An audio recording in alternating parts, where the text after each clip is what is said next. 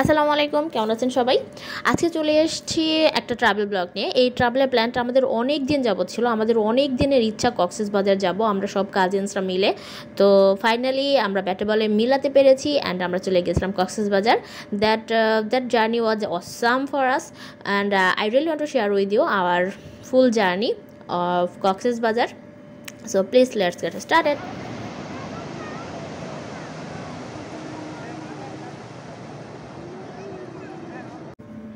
আমাদের বাস থেমেছিল সকাল 6টায়। আমরা হোটেলের রুমে যেতে পারছিলাম না, কারণ যে গেস্টদের চেক আউট দেওয়ার কথা ছিল তারা তখনও চেক আউট দেয়নি। তো সেই জন্য তাদেরকে আমাদের একটু সময় দেওয়ার দরকার ছিল। আমরা সময় দিয়ে চলে গেছিলাম কলাতলি যে সি বিচ সেখানে।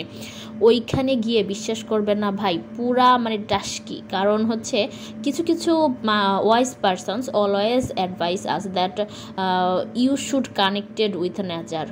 কেন বলে সেটা আমি হাড়ে হাড়ে টের পেয়েছি যখন আমি কক্সবাজারের ওই কলাতলির সি বিচটায় গিয়েছি। বিশ্বাস করেন ভাই, ওইখানকার যে বাতাস মনে হচ্ছিল যে বুক ভরে নিঃশ্বাস নিয়ে ভেতরে কিছু স্টক করে ঢাকায় নিয়ে আসি, কারণ ঢাকায় আসলে তো আর পাওয়া যাবে না। আর ওইখানে দাঁড়িয়ে মানে মনে হচ্ছিল যে ভেতরে জমানো যে স্ট্রেস অবসাদ থাকে, ডিপ্রেশন থাকে, নাই। মানে মহান রব্বুল আলামিন আমাদের এমন কিছু রিসোর্স দিয়ে রাখছে, যখন আমরা তাদের সাথে কানেক্টেড হই, বিশ্বাস করেন ভাই, পৃথিবীর সুখী মানুষদের মধ্যে একজন আপনি, যদি আপনি কানেক্টেড হতে পারেন নেচারের সাথে প্রপারলি।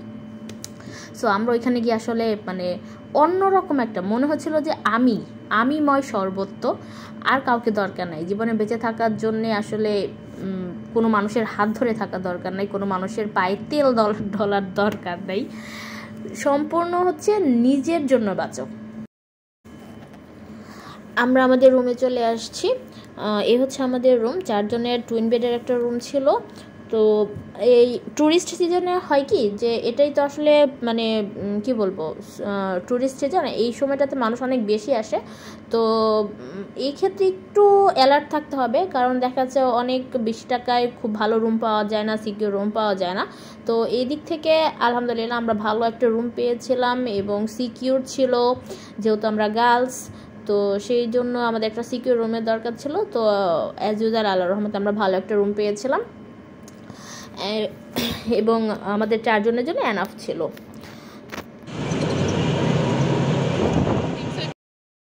দুপুরে খাওয়া দাওয়ার পরে আমরা হিমছড়ির উদ্দেশ্যে রওনা হয়েছিলাম। তো হিমছড়ি আসলে কি বলবো, যারা যায় নাই তাদের কাছে অনেক কিছু, আর যারা গিয়েছে তাদের কাছে আরও অনেক অনেক অনেক কিছু। কারণ হচ্ছে হিমছড়ি মানে কক্সবাজার আসবো আর হিমছড়ি যাব না, এটা হতেই পারে না। তো যাই হোক, আমরা চলে যাচ্ছি হিমছড়িতে। আশেপাশের যে ভিউগুলো দেখছেন, তো কি বলবো, মানে আহামরি কিছু না, তারপরও না মানে এক সাইডে হচ্ছে সমুদ্র, আরেক সাইডে হচ্ছে পাহাড়।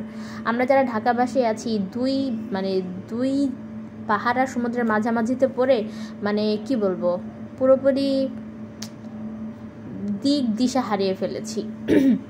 কি বলা উচিত, কি করা উচিত, শুধু চোখ সরছে না, কোথাও থেকে যেদিকেই তাকাচ্ছি চোখ আর সরছে না। বিশাল সমুদ্রের গভীরতা, নিজেকে নায়িকা নায়িকা মনে হচ্ছে।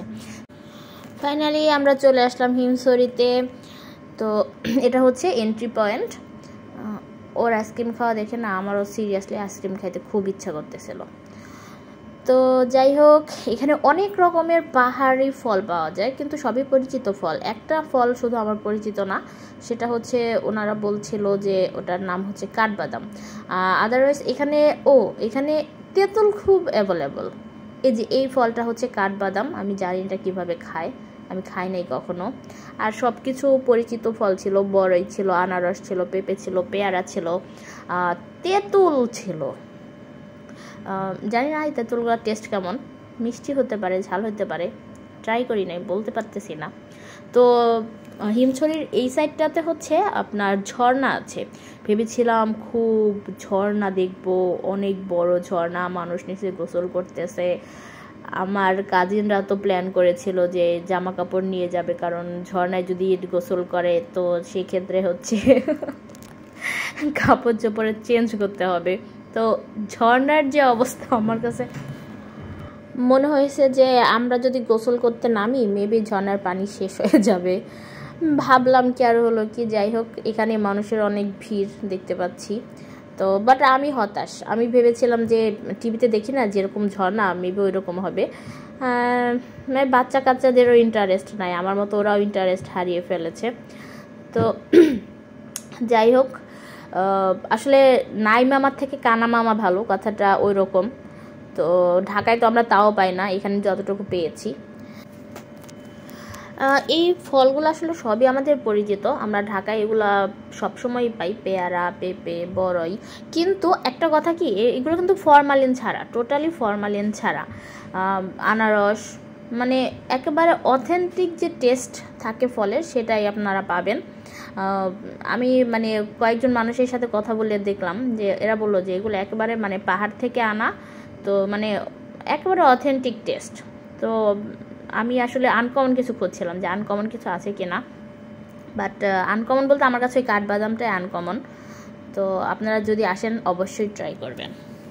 তো এখানে কিছু দোকানপাট আছে, দোকানপাটে আমরা এখন ঢুকবো না, আমরা এখন সরাসরি চলে যাব হচ্ছে পাহাড় এক্সপ্লোর করতে, তারপরে কেনাকাটায় ফেরত আসবো। ও, একটা দোকান আসলে না দেখে পাচ্ছি না, তো এটা হচ্ছে শামুক ঝিনুকের দোকান। মানে এখানে চাইলে মানে আপনি আপনার কক্সবাজার ট্রিপের পুরা স্মৃতি একেবারে শামুক ঝিনুকের উপরে লিপিবদ্ধ করে সাল, তারিখ, ডে, কোন সময় সব কিছু লিখিয়ে নিয়ে যেতে পারবেন।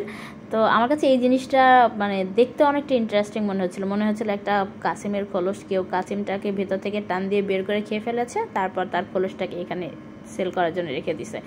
তো এই জিনিসটা আসলে দেখতে খুব সুন্দর লাগছিল। আর তাছাড়া এখানে বিভিন্ন রকমের শামুক ঝিনুক আছে। সিরিয়াসলি সকালবেলা যখন কক্সবাজার গেলাম ভেবেছিলাম অনেক শামুক ঝিনুক করাবো, ট্রাস্ট আমি একটা শামুক ঝিনুকও পাই নাই। তো এইখানে অনেক আছে বিভিন্ন সাইজের, বিভিন্ন শেপের, বিভিন্ন কালারের। আর মানুষ কক্সবাজারের স্মৃতি হিসেবে এখানে অনেক কিছু লিখেও নিয়ে যায়। তো আমরা এখন চলে যাব হচ্ছে মাউন্টেন এক্সপ্লোর করতে। তো এখানে একটু আধুনিক ব্যবস্থা আছে, এখানে সিঁড়ি করে দেয়া আছে পাহাড়ের উপরে ওঠার জন্য। তো ভাবলাম যে এত সুযোগ সুবিধা যেহেতু দিয়ে দিছে, তাহলে আর দেরি করে লাভ কি, উঠেই যায়, এক্সারসাইজও হবে আর পাহাড় এক্সপ্লোর করা হবে। কিন্তু ভাই বিশ্বাস করেন, উপরে উঠা পুরা মানে চক্ষু চড়ক গাছ হওয়ার মতো অবস্থা। ভেবেছিলাম যে মাউন্টেন এভারেস্টে মনে হয় উঠে গেছি, কিন্তু না, মাউন্টেন এভারেস্টে ওঠা খুবই মানে এত সহজ না। তো সিঁড়ির কথা বাদ দিলাম, কারণ সিঁড়ি দিয়ে উঠতে খুবই কষ্ট বেশি লাগে। তো চিন্তা করলাম যে পাহাড় দিয়েই উঠবো। তো পাহাড় দিয়ে উঠে আমরা দাঁড়িয়েছিলাম, আমার ছোটো বোন হচ্ছে উঠতে পারতেছিল না, তো ওর জন্য ওয়েট করতেছিলাম। আর আশেপাশে মানুষরা আমাদের মতো শর্টকাট রাস্তা খুঁজতেছিল। তো আমরা সিঁড়ি দিয়ে উঠি নাই। সিঁড়ি দিয়ে উঠলে বিশ্বাস করেন ভাই, যখন কিছুটা সিঁড়ি দিয়ে উঠেছি তারপর মনে হচ্ছিল নিজেকে অ্যাজমার পেশেন্ট মনে হচ্ছিল। ভেবেছি না, সিঁড়ির ভাই দরকার নাই, এত সিঁড়ি যদি একসাথে উঠি তাহলে আর নামতে পারবো না, আর পাহাড়ের উপরে তো ঘরবাড়ি নাই যে থাকবো। তো যাই হোক, পাহাড়ে উঠতে হবে। আশেপাশে খুব ভাল লাগছিল, মানে এইরকম সবুজ পাহাড় তো আমরা আসলে ঢাকাবাসী মানে শুধুমাত্র স্ক্রিনেই দেখি। তো ও উঠতেই পারছিল না, ও খুবই বিপদে পড়ে গেছিল, তার মধ্যে ভয়ও পাচ্ছিল। তো এই হচ্ছে হিমছড়ি পাহাড়। আমাদের মতো অনেকেই আসছে ঘুরতে, ফ্যামিলি নিয়ে, বাচ্চা নিয়ে, ওয়াইফ নিয়ে। তো আমার এখানে দাঁড়িয়ে না মনে হচ্ছিল যে একটা যদি ডানা থাকতো, দুইটা ডানা যদি থাকতো, একটা না যদি দুইটা ডানা থাকতো, সিরিয়াসলি একটু উড়াউড়ি করে আসা যেত। তো পাহাড়গুলো অনেক উঁচা, পাহাড় থেকে পড়ে গেলে যে মানুষ বাঁচে না, এখানে উঠে দাঁড়িয়ে নিচের দিকে তাকালে আসলে বোঝা যায় যে পাহাড় থেকে ফেলে দিলে মানুষ কেন বাঁচে না, মানুষ কেন মারা যায়। তো যাচ্ছি সামনের দিকে, আর এক সাইডে হচ্ছে পাহাড়, এক সাইডে হচ্ছে সমুদ্র। এখান থেকে সমুদ্র দেখা যাচ্ছে, বেশ ভালোই লাগছে, কেমন যেন নস্টালজিক হয়ে যাচ্ছি। তো ওঠার পর আসলে একটু রেস্ট না নিলেই না। ওঠার পরে একেবারে হতাশ হওয়ার কিছু নাই, কারণ উপরে ডাবের ব্যবস্থা আছে। আর ডাবের পানি তো আমরা সবাই জানি যে খুব ভালো জিনিস স্বাস্থ্যের জন্যে। তো এখানে এরপর আমরা সামনের দিকে এগোচ্ছি। সামনের দিকে যখন আগাচ্ছি, ওইখানে একটা সাইনবোর্ড ছিল, উপরে ক্যান্টিন ছিল। তো ক্যান্টিন অনেক কিছুই পাওয়া যায়।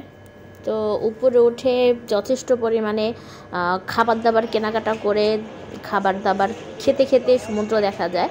আসলে ভিউটা অসাম, মানে এক কথায় কি বলবো, কিছু বলার নাই। আসলে যেদিকে তাকাচ্ছি, সমুদ্রে তাকাচ্ছি, পাহাড়ে তাকাচ্ছি, জঙ্গলে তাকাচ্ছি, যেখানেই তাকাচ্ছি মানে চোখ সরছে না।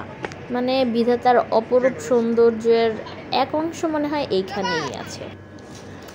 তো আমরা যখন পাহাড়ের উপরে উঠলাম তখন এই ছোট্ট একটা দোকান দেখলাম, সেখানে পাহাড়ি আম পাওয়া যাচ্ছিল, আনারস পাওয়া যাচ্ছিল, সেখানে বিভিন্ন রকমের ফ্রুট পাওয়া যাচ্ছিল। তো আমরা কিছুক্ষণ লেট করার পরে আমরা এখন নেমে যাচ্ছি নিচের দিকে। তো নামতে খুব একটা কষ্ট হয় না, সিরিয়াসলি সত্যি কথা, বাট উপরে উঠতে খুবই কষ্ট লাগে। বাট আমার কাছে মনে হয় ওইখানে আবার কিছু সাইনবোর্ডে দেওয়া ছিল যে হার্টের রোগীরা উঠবেন না, এই সেই উল্টাপাল্টা অনেক কিছু। তো এখন নামার দৃশ্যটা দেখেন, এখানে এত ভিড় ছিল, মানে আমার কাছে মনে হচ্ছে যে কর্তৃপক্ষের উচিত সিঁড়িটা আরেকটু বড় করে দেওয়া, কারণ একসাথে অনেক মানুষ উঠতে গেলে আসলে সিঁড়িটা একটু বড় দরকার।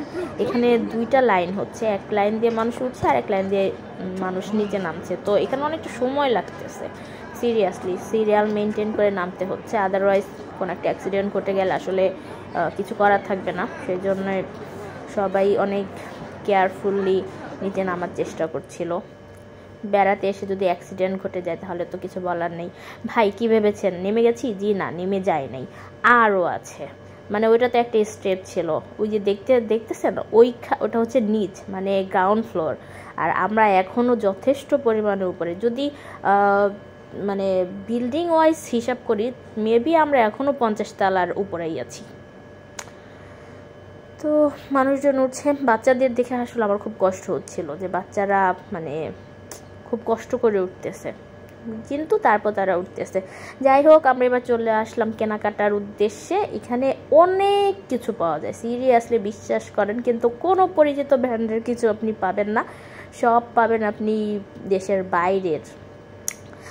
মানে কি বলে, কিছু আচার আছে যেগুলো মায়ানমার থেকে আসে, মানে কিছু লেখা আছে দেখলে মনে হয় যে তামিলনাড়ু টাইপের কিছু মোরগ টোরক আছে, যেগুলা হচ্ছে আমার খুব প্রয়োজনীয় একটা জিনিস ছিল এটা।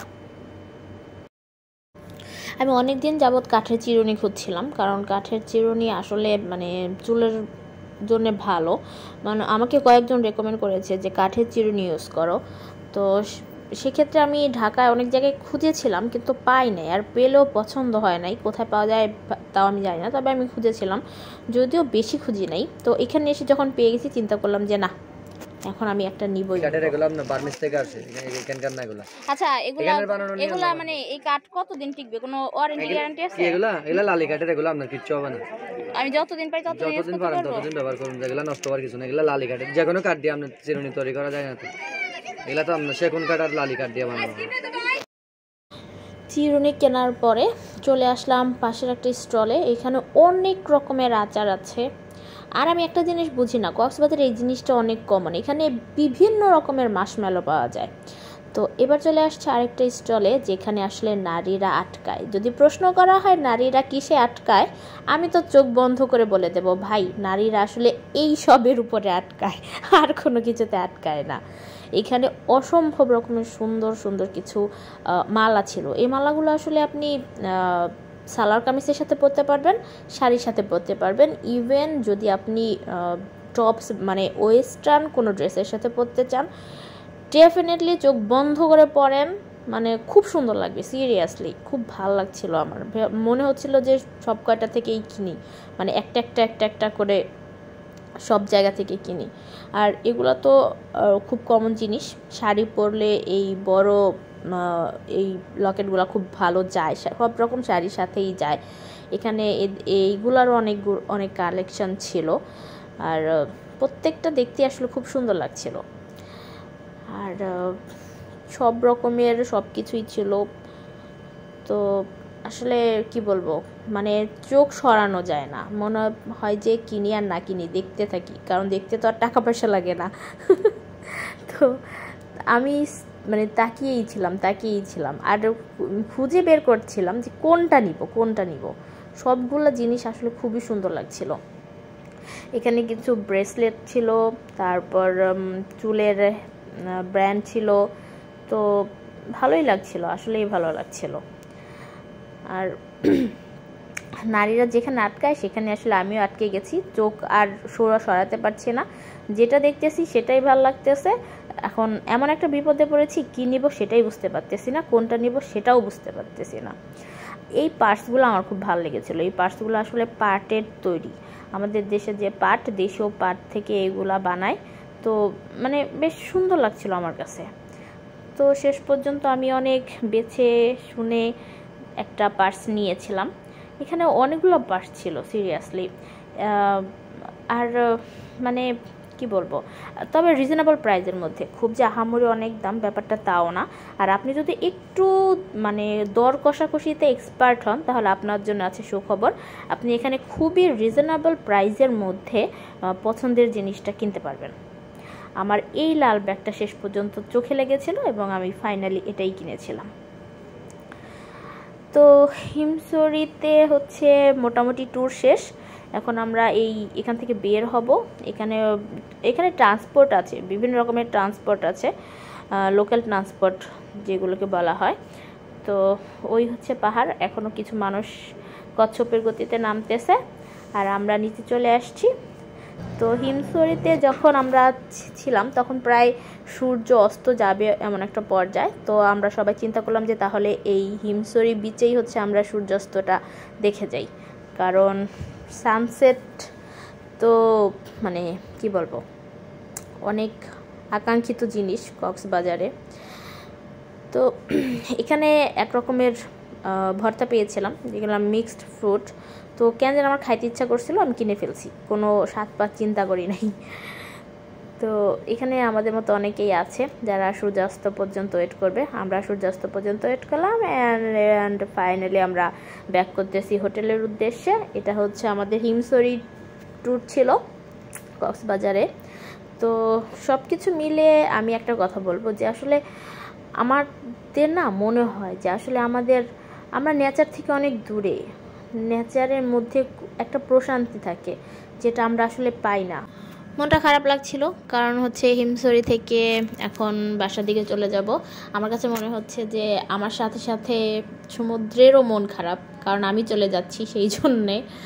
তো কেমন যেন শান্ত হয়ে গেছে ঢেউগুলো, মানে সমুদ্রের ঢেউয়ের যে একটা কি বলে একটা গর্জন থাকে, একটা কি বলে সব মানে সমুদ্রের ঢেউ দেখলে একটা ভয় লাগে, সেটা আর লাগছিল না, মনে হচ্ছে খুব শান্ত হয়ে গেছে।